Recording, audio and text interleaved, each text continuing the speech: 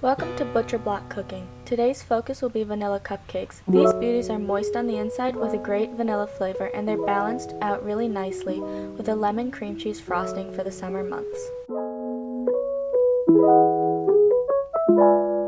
Before we begin this recipe, you will want to preheat your oven to 350 degrees Fahrenheit and gather the equipment that you will need. The first thing you will want is a stand mixer along with a paddle attachment. However, a hand mixer or whisk will do the job just fine. Just remember it will take a little bit more time to incorporate the ingredients.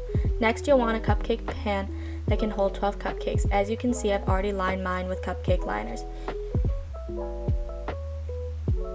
You'll then want a spoon. Personally, I like using a cookie scoop, but it doesn't really matter.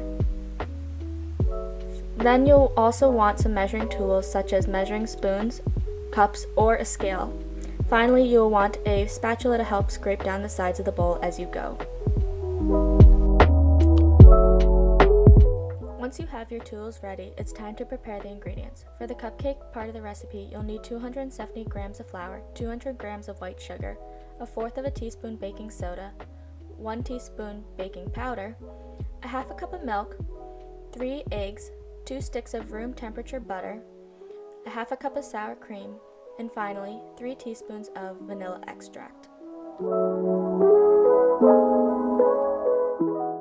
Now that all the ingredients have been prepared, we can start making the cupcake recipe. The first step will be unwrapping the 2 sticks of room temperature butter and placing them in the stand mixer.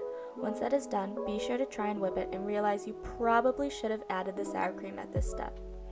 Once you have added the sour cream, you can whip those 2 ingredients together until it forms a cohesive mixture of sour cream and butter.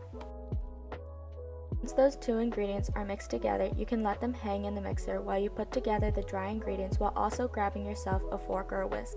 Add the sugar along with the baking soda and baking powder to the small bowl that has the all-purpose flour already in it. Then whisk it a bunch until you're satisfied that it is all incorporated together.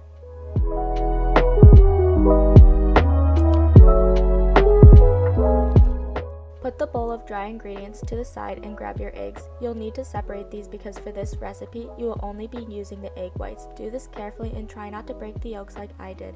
If a small amount of yolk gets into the batter, that's fine. We aren't making meringue.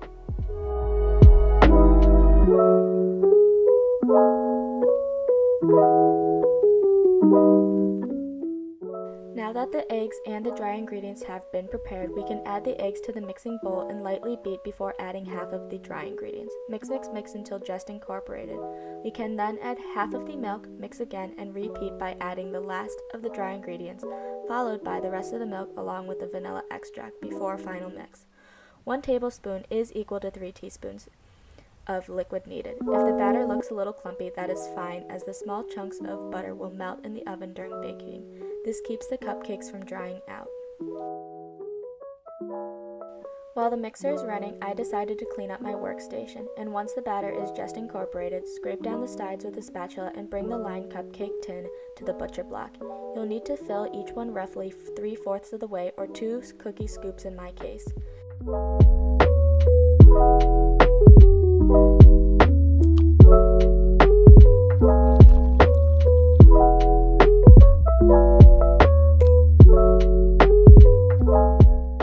Then you'll pop these into the oven for 18 to 21 minutes or until a toothpick or something similar can poke the cake and come out clean.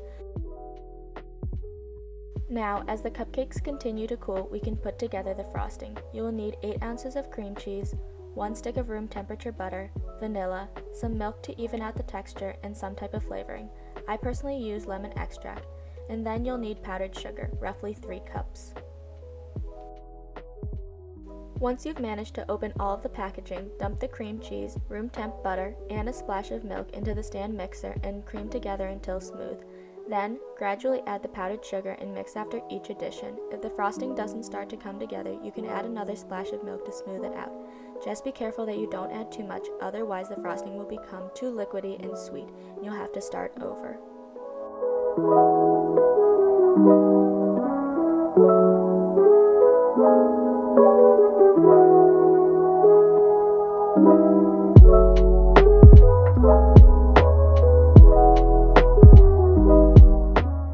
continue to add the powdered sugar until the mixture is both sweet enough to taste and the frosting holds its shape well. At this point, add about a teaspoon of vanilla and an optional flavoring. I added 1/8 teaspoon of lemon extract.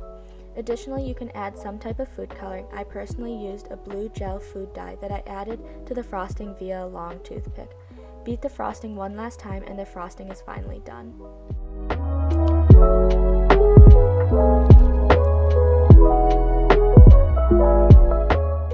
The last step to making the perfect set of cupcakes is piping the frosting onto the cake. This can be done with a knife, spatula, offset spatula, or piping bag. I personally used a piping bag that I definitely did not overfill with a starred piping tip. These can be found in most bakery, grocery stores, or arts and crafts stores. I frosted my cupcakes by starting in the middle and frosting going outwards in a circle and repeating for the amount of cupcakes I had. In this case, I had 12. And ta-da! You've made the perfect cupcakes to show off to friends and family and bring to any sort of outing. Thank you so much for watching and have a great day.